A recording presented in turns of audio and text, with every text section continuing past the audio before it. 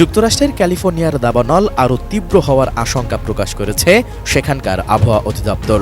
আরও বাতাসের গতিবেগ বৃদ্ধির কারণে এই দাবানল ভয়ঙ্কর রূপ নিতে পারে বলে পূর্বাভাসে জানিয়েছে সংস্থাটি। এরই মধ্যে দক্ষিণ ক্যালিফোর্নিয়ার কিছু অংশে বিরল বিশেষ বিপজ্জনক পরিস্থিতি দেখা দিয়েছে। স্থানীয় সময় সোমবার রাতে লস অ্যাঞ্জেলেসের ভেঞ্চুরা কাউন্টিতে অটো ফায়ার নামে নতুন আরেকটি দাবানলের সূত্রপাত হয়। এটিতে এখন পর্যন্ত 50 একর জায়গা পুড়েছে। নতুন দাবানলটি একটুও থামানো যায়নি।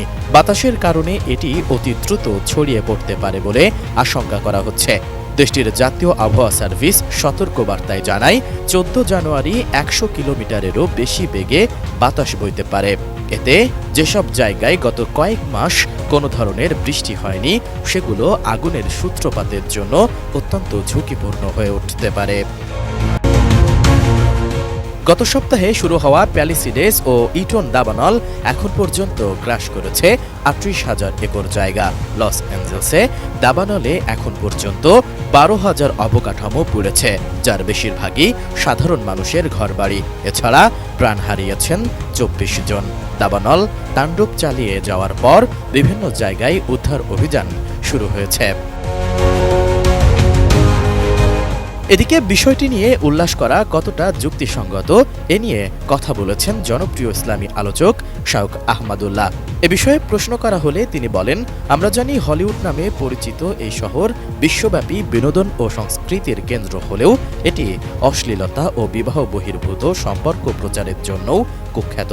এ ধরনের কার্যকলাপের কারণে এমন শাস্তি হতে পারে বলে কোরআনে ইঙ্গিত পাওয়া যায়। তবে নিশ্চিত করে এটি আল্লাহর আযাব কিনা তা বলা কঠিন। ঈমানদারদের উচিত এই ধরনের ঘটনা থেকে শিক্ষা গ্রহণ করা, উল্লাস করা নয়। আমরা জানি যে ইতালির পম্পেও নগরী, এটাকে পাপের নগরী বলা হতো। পাপ, জুলুম, সীমালঙ্ঘন এটা এমন পর্যায়ে চলে গিয়েছে যে একটা পর্যায়ে আল্লাহ রাব্বুল আলামিন সেখানে ভয়াবহ দাবানলে পুরো শহরকে পুরো ছাই করে দিয়েছেন। এখনও সেই কয়লা হয়ে যাওয়া শহরটি ওইভাবে কয়লা অবস্থাতেই বিশ্ববাসীর কাছে এখনও দৃষ্টান্ত হিসাবে, শিক্ষা গ্রহণের উপাদান হিসেবে এখনও টিকে আছে।